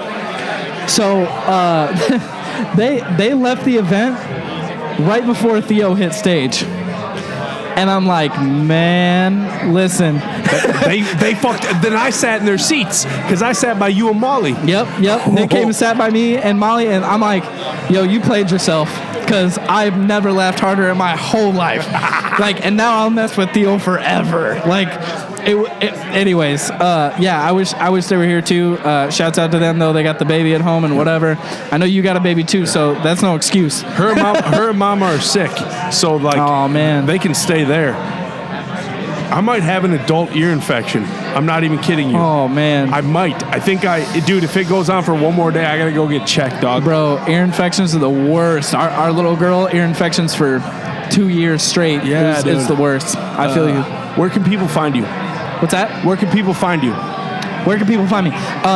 So it's actually funny. I always make this joke. I'm the anti-social media digital marketer, right? I'm really good at running traffic. I'm really good at social media strategies and whatever. But my Instagram, probably sucks and, whatever. But you can find me there. I'm at DTodd, T-O-D-D, Hart. That is my handle. I think I got 800 followers, bro. I help all the other people build their brands and their following, and mine just kind of takes a dump. But that's why I hired Molly. She's gonna help me out with that. So you can find me there. We can connect on Facebook, and that's where it's at. Yo, you're a beast. I love you, bro. Am I sounding good? Oh, sounding good. We've got the fucking youngest, the youngest podcaster this side of the Mississippi. Declan Brown, the big boy from the Back Pocket Podcast, my brother. How you doing, Nick? Sweet introduction, bro. I'm excited about that. Man, what a time, because we're gonna go on for just to warn the listeners, we're gonna go on for about 2 minutes here talking about how young I am, how old or young Nick is, but dude, at the end of the day, we are hustlers out here, bro, and I'm just excited about you, Nick. I'm excited about us. I'm excited about what we're gonna start calling the conglomerate, the C word. It's an exciting time, man. How's it been going though? You're looking young. People understand 30 is actually young because you're 30. Bro, I am on the home stretch to 31. I turned 31 in less than a month, dog. On the Super Bowl, I turned 31. What is that? Beginning of February? Yeah, February 3rd. Wow. It's my birthday. Buy me something. Would you ever know that you and I have a birthday 13 days apart? So you're the 16th? Really? Oh yeah. Really? Oh so yeah. You're an Aquarius too. I never looked into that. What does that mean exactly? It means you're hot and cold. Okay, let me put this in your pipe and smoke it. You can smoke it if you want to, okay? So check it out. So check it out. There are more Aquarians. No, point at. There are more Aquarians in the American Hall of Fame than any other sign. What do you mean by American Hall of Fame? The American Hall of Fame of like innovators and presidents and shit like that. There are also more Aquarians in the psych ward than any other sign. So it means we're hot and cold. We have a tough time making decisions, but we're kind of autistic when we do make a decision where or Aspergery, where we are all in on something. You get my drift? A lot of great athletes. Kevin Garnett is a Aquarian, but also there are more Aquarians in the psych ward. So you can kind of see that. Yeah. Where it's hot and cold. It's yin and yang. It's you're driven, but at the same time you have a lazy streak to you too. You know what I'm saying? And I feel that way sometimes too. But I also want to say, like, I think Aquarius. Is it Aquarius? We're givers. We're givers. Very giving. What's that book that talks about the different kinds of people? And the givers are the ones that are the most successful, but are also the ones that are the most, not poor, but just don't do very well. We're homeless. Right. I think that needs to be talked about a little bit. Okay, so Back Pocket just ended season 2. Do you guys? Sorry. Do you have a bigger? Are you gonna do anything different with the podcast in season 3? Any growing? So it's a 2-for-1 deal when you come to the Back Pocket. Yep. And you don't see that a lot in the podcast world, but not only are we growing, but we're developing. When I look back and reflect on our season 2, I ask myself, where was the pivotal moment? The pivotal moment was Giselle Ugardi back in July, the beginning of July. Because what did she lead me to? She led me to you. She led me to Gary Vee. She led me to Matt Weiss. She led me to Brandon Polizuk with Social Butterfly. She led me to Bajas Brew Labs with Mike Schwant. She led me to all these amazing people. By the way, thank you for linking me up with Mike, because guess where Lincoln Drink 003 is going to be, baby? Bajas. Anyways. Good. But you understand, you just described exactly the power of that network. What do I want to do with that? I want to triple down on the network that we've already built. One of the biggest things that we did in season 2 was the Marketing Intern Spotlight. What is that? A marketing intern is a listener of the Back Pocket. And what we did is we said, okay, let's run a second episode where we interview a listener. And what we found is that listener, obviously within our audience, tripling back down on your audience actually made us grow twice as much as we did before. And so what do we want to do for season 3? We want to get organized. We want to find a way to grow, not just by getting the biggest name out there. It would be great to get Neil deGrasse Tyson. It would be great to get Joe Rogan. It'd be great to get Gary Vaynerchuk, right? But you know what? If I get Nick, Stationary Astronaut, 3 times throughout the year, if I get Giselle 3 times, if I get Social Butterfly 3 times, if I get enough of these people to build the awareness of, hey, he's coming back. He's coming back.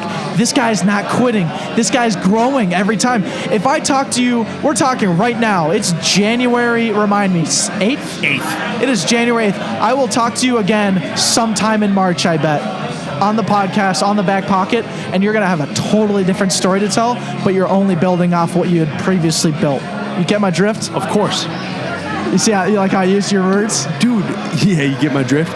Man, what you just hit me with, Decky, your conversation is growing, bro, because we have sat down on a microphone like 4 times now, 2 times on your show. 1 is unreleased, actually, recently. And, bro, you're like gripping now. I don't get to use that word very often. So, thank you for noticing that, because Dad, I appreciate it. You've been a coach in my life, whether you know it or not. We recorded a podcast that will be released at some point with you a couple weeks ago, and I listened to that whole 2.5-hour podcast, and what I realized, just kind of going through those motions and just hearing you, and it's just these gripping, strong words, or short sentences, strong verbs, short sentences. It's these quick hitters, and it's just getting to the point. And that's I've learned from you, and not only how you live your life in terms of just what you do, but also what you say. I want to be more powerful with what I say, because the spoken word, which is where our podcast lives, our brand lives, is important, and I want to be better at that. What is in your back pocket? Right?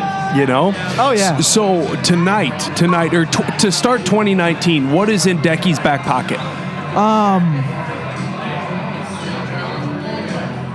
It's a good question. I think what's in my back pocket right now is the drive and passion to build what I am confident in. And it's not like a cocky thing to say, like, oh yeah, dude, I'm a Steph Curry 3-point shooter and I just love shooting 3-pointers, so I'm gonna keep doing that. No, it's not that. I'm so young. I'm 22 and a comedian just started, and it's just like, oh my god. It has nothing to do with that. No, it's Uber. That's your opening it's bit. Uber bit, bro. But it's just like I said, getting more organized. Like, why do I want to get you on 3 times in a year for our season 3? Why do I want to get on these other people that I talked about before? It's because I care about what you guys are pushing, and I know how much that comes back to everything that we're creating that's bigger than ourselves. And I have the confidence in what I and you and everybody wants to build in this Twin Cities, and that's really what this conglomerate, that's what this network's really all about. Powerful. What's Andrew doing? Is he down in... He's in Mexico right now, dog. He is? Yeah. He's soaking in the Rays. He's hanging out with the family. I don't know if this is an annual thing, but it seems to me like it's an annual thing. He's playing a lot of golf. There's one thing that Andrew loves, it's golf, dude. So that's the way to his heart? Andrew, I need you to chop up this video for me. Get him a membership. Yo, hook it up. Dude, he is... I didn't know Andrew... For anyone listening, Andrew is the other half of the Back Pocket Podcast. It's not just Decky, it's Decky and Andrew. And I didn't know Andrew was so... Because he had just started working for Giselle. Yep. And the new company she started working for after she left Go Radio. And then to find out that... And Giselle's actually the one who told me that they brought Andrew on. And that kind of got me understanding of... Andrew's capabilities, and his capabilities, they stretch. How much does that help the Back Pocket Podcast? It's incredible because, it's tough with like these times away where I'm like, it's so weird, but it's true. What's really cool about Andrew and I is we're black and white, man. I'm the guy who has a million ideas every second. What's his sign? What sign, as in like the month he's born in? When's he born? March. Damn, February into March. Okay, so March what? End of March. I want to say 27th. Okay, March 27th, zodiac sign. Let's figure out what it is and see if they're compatible. Zodiac, okay. That would be a Aries. Oh, same as my daughter. My daughter's March 30th. So Aries, okay. Dude, this makes... They're full of initiative and they possess energy to go on with your plans. You're the big idea guy, aren't you? Andrew, if you gave Andrew a list of things to do in a day, that man would get it done more efficiently and better than anybody else in the entire world, in my opinion. Or from who I know. Yeah. For me, I want to attack the big goal. The thing that's going to get everyone's attention, or the thing that I really want to do that's like 2, 3, 4 months from now. That's what I'm focused on, and I'm able to work backwards. Andrew's the opposite. Andrew wants to know step 1 so that he feels comfortable in step 30. Yeah. And so that's why we work so well, because I'll come to Andrew and say, hey, October 30th, we want to have Yam House play in our backyard. And he goes, hold on. A live concert in our backyard? Do we need a sound permit? What was the first thing we did? We bought a sound permit. But that's a big idea, right? A big backyard party. I mean, it's not that big. Whatever. It's a bigger long-term thing. That was my idea. And Andrew had an input, but Andrew was the guy who was like, all right, what's step 1? And then I'm like, all right, let's do step 1. Right? And it brings me down to like step 10. I'm starting to think about step 9, then 8, then 7. Then by the time we get to step 6, it's like, oh, we're on the same page. What you're talking about is exactly so often what's that mental disorder where people read backwards? Not dyslexia, right? Yeah, dyslexia. Oh, it is dyslexia. So like how you're playing it out is exactly how my life is as well as an Aquarius, where it's like I think big picture, and then I need smarter people who I consider more analytical, smarter people to help me bring those Gary V's to life. Yeah. Or the Yam House in our backyard to life. And it all makes sense, especially with what we're working on together for March Madness for Final Four, which we will not disclose yet. we're going to need Andrew. Andrew's going to be so sick of us. He's going to be working. We're going to have to get Howie on with him. Howie's really analytical. But the thing that Andrew is so self-aware in the sense that he loves it, man. Yeah. He loves it, and like that's why it's so crucial for Andrew and I to be so transparent with each other. We just posted an Instagram the other day talking about the back pocket bond and the story behind him getting a job with Giselle and whatnot. But just like the self-awareness of like him knowing that and knowing where I'm at and like having these intense conversations because he's Italian. Like he's been raised in a family where if you're debating who's going to make the college football playoff, it's not just a conversation, it's a yell. And so Andrew's always very blunt, yelling at you, and I'm like this passive, like not at that at all, but I love it because it forces me to respond. That's funny you say that, because a lot of the times the analytical one, the Aries, they're quiet, they're introverted. Andrew, now that you say that, he's not that. And we're over here being observational of this dude while he's down. He has no response. Playing golf. Take that, Andrew. We're going to talk all this shit. No, I love him so much. He's actually like, when I met him, I thought he was like 30 years old. It looks like it. Talk about a guy who's not young. Yeah. Andrew, hold on. Can you please say that into the camera? Because we got to tell Andrew. Just talk about a guy who's not young. Who's that? My co-host, Andrew, entirely. Yo, he is not young. There is not one bone in his body that's young. Not even the main bone. I like to say I'm his best friend because I tell him every day he's got a full head of hair. Like, Andrew, you keep fucking going and get haircuts, buddy. I love what he does. That's how you get in with him. You know Absolutely, what I'm saying? Bro. Damn, I'm looking for new day, new drink. I don't know where he went. He wanted a hoodie. Oh, well. Okay, so Decky, where can people find you, brother? Instagram, The Back Pocket Podcast. Twitter, _The Back Podcast. Just search anywhere, anyhow, The Back Pocket Podcast. That's Back Pocket, one word. You'll find us. Enjoy, man. Hoppin', we're taking over the podosphere next year, this year, 2019. Our network is going to own the pod waves. I can pretty much, bank on it. We're going to take it over. We're going to be using Giselle's help big time. Giselle is probably going to lead us to the promised land. I think it's probably mandatory and a given. We're going to just have to hand over the reins to Giselle and we'll just operate. Because she just keeps providing, dude. That's what I'm saying, dog. It's not monetary in any way, dude. It's just opportunity after opportunity. And I'm not a yes man, but I'm a guy who's going to say yes to almost every opportunity because I'm 22 and I can work that many hours a day and I want to do it and I love to do it. And that's the best part. It's so funny because Giselle could say anything and she's a great leader. I'll want to run through a wall for her. Yeah. You know? And it's not in a weird way where it's Giselle, immediately when you meet her, it's that is my sister. Nothing sexual or anything. That is my sister. There's nothing sexual about a sister anyways, though. I know.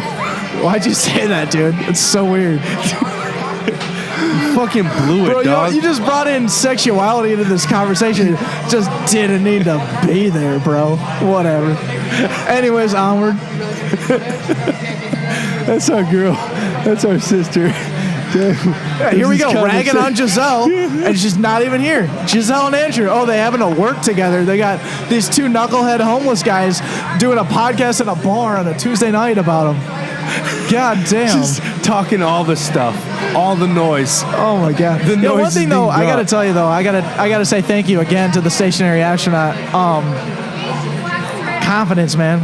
You have more confidence than anyone I know, and that's a gift. And you utilize it for good, and I appreciate that. But in my comedy bits, dude, I'm never confident in what I say. I don't think it's funny, and a lot of the times it's not. It's serious like it is right now. But when I think of new jokes every day, sometimes I say them out loud because I just want to make sure I remember it. And I wasn't confident. I'm still really not confident, but I know the key to comedy and the key to crushing a 10-minute bit versus flopping or bombing is confidence, dude. I see it in all the big comedians are just confident in what they say. And it's like, I could say that normally and no one would laugh.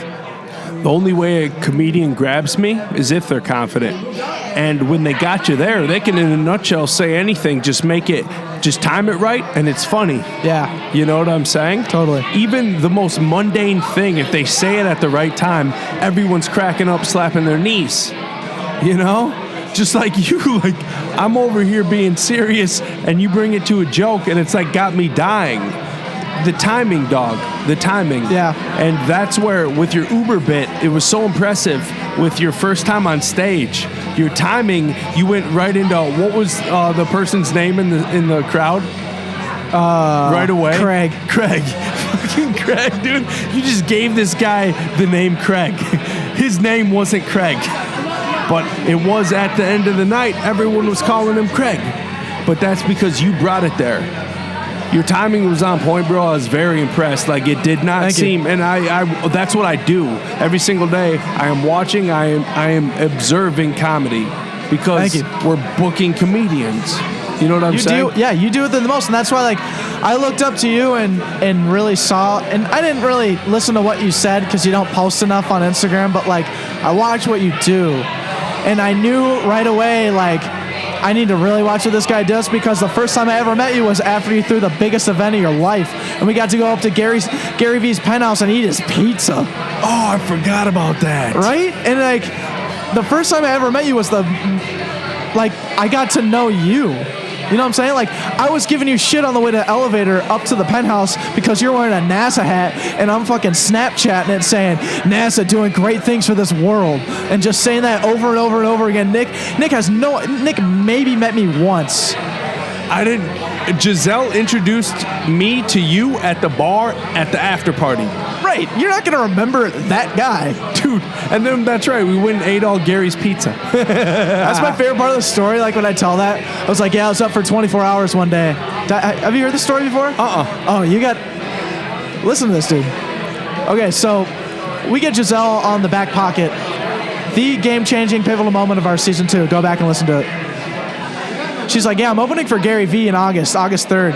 I'm like, I'm in. I'll go. Andrew's like, I can't. I have to go to he's going to Lollapalooza. He booked tickets however many months ago.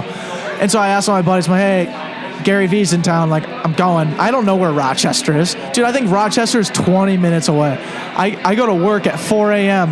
I got to work all day. Whatever, not a big deal. None of my friends are committing at this point. It's by myself.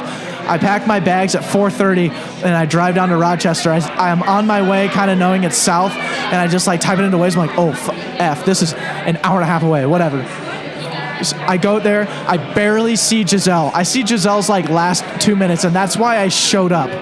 I showed up for her, and then like obviously Gary V's a bonus. And I get there, see her last 2 minutes, and I ordered, this is another shot to you, but I ordered the red bracelet, which was like $70. And I was like, I don't even know where I'm sitting. So I walk in the main doors. I walk down the aisle.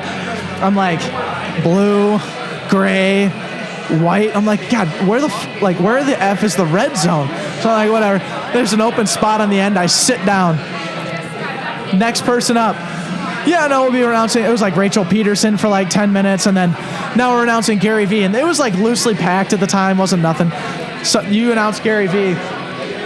See, love you, Matt. Hey, your episode's coming out next week. I love that guy. But anyway, so Gary V. Matt Weiss, Center of Movement. Matt Weiss, Center of Movement, also a back pocket guest.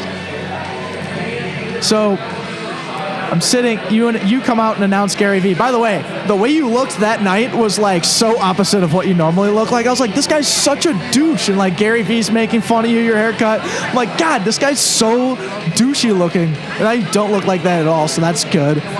But anyways, you announce Gary V. He comes out, gives an unbelievable talk, whatever, go to the after party. Who do I meet? I mean, Giselle's there. I'm just a fly on the wall, but I'm there on the wall just kind of before, whatever. Let's not get it twisted. You tried pitching Theo Vaughn to come on your podcast. Oh, fuck yeah. I said it in my Instagram post, dude. He shot you down. He's like, dude, I've had way too many conversations. I was like, same, dude. Except not at all. I really wanted to talk to Theo. He was good shit. He was super good shit. But anyways, keep going. We're at about 18 hours right now. Yes.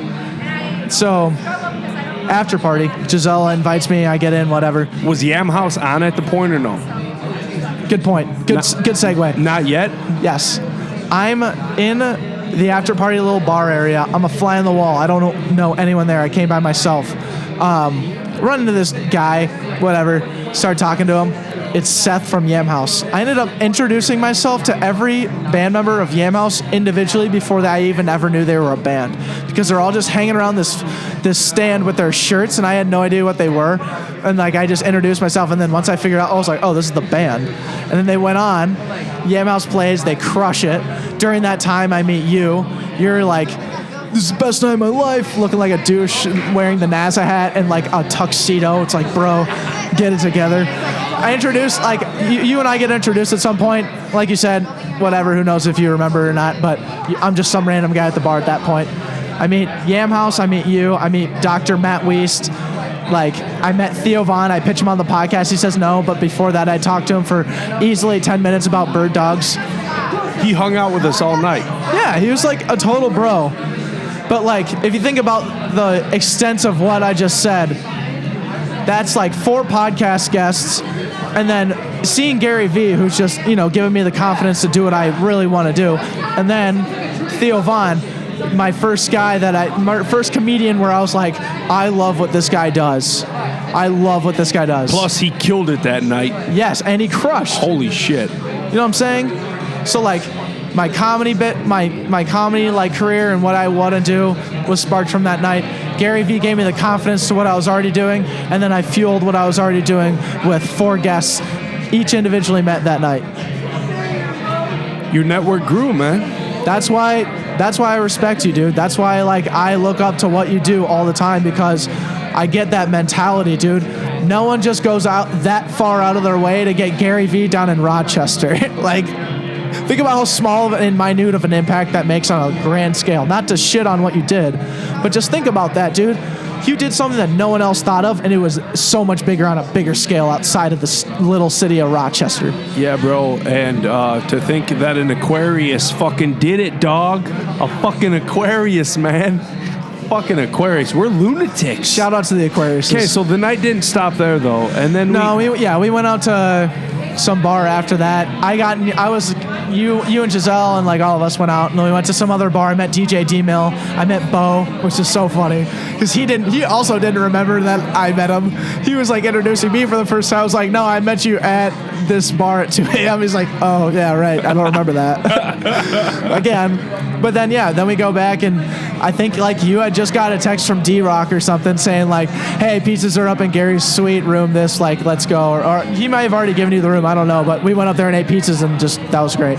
Bro, we were just sitting there. Gary had already hopped on his private jet. Yeah. So we were just sitting there because I wasn't going to buy this dude a suite and not fucking put it to use. You know what I'm saying? Yeah. So I had my buddy deliver him like 14 pizzas earlier in the day. And Gary, he went up there, gave them to Gary. We were all already at the arena. Okay. And then Gary could obviously not eat 14 pizzas, him and Caleb, his videographer. So I was like, I knew, okay, we're all hungry. Everything's closed. Right. Bar closed. Let's go eat all of Gary's pizzas. I had a key too. You know what I'm saying? So we all went up there. My wife came with us. We ate all of Gary V's pizzas. And then I took a shower, and you guys all left. I took a shower, and when I took a shower, I made sure to use Gary's towel. So my 2019 is about to be huge because I got all of Gary's germs. Yo, you have Gary's bacteria in your body. You know what's so funny about that night is some liar person, Daryl dude told me that you were 23. So the whole night, I'm just thinking you're this young ass, like douche looking dude with a NASA hat on who's 23, who's 1 year older than me, maybe. Bro, that's because I said it at the dinner. Oh, that dude must have been at the dinner. So this guy was asking me. Gary fucking asked me. He's like, "How old are you?" I was like, "I'm fucking 23." No way. On the stage, on microphone. That's right. But I thought people knew I was fucking with him. because I was fucking with Gary hard at the dinner. We walked him in, bro. I was telling him, I was like, Gary, you would make a great Little League baseball coach. You know what I'm saying? Him and his little Guido-looking ass, you know?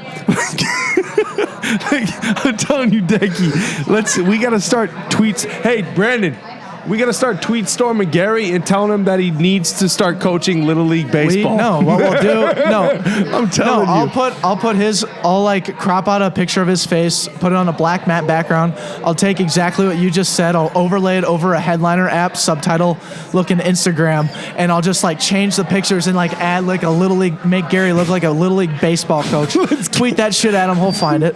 Let's go. Okay. That's an idea, dude. We'll make it happen. Let's go make it happen. Okay, so let's. Where were we? So we are moving towards Final Four weekend. Yeah. We have it coming to Minneapolis at our brand new U.S. Bank Stadium. That's going to be a big weekend for us. Yeah. I'm excited. Are you ready to get to work? Yes. Let's fucking go, brother. Here we go. You're the last one. This concludes Lincoln Drink 002 live here at Fulton Brewery. I can't wait till 03, but until then, we'll bask in the sun. Peace out, folks.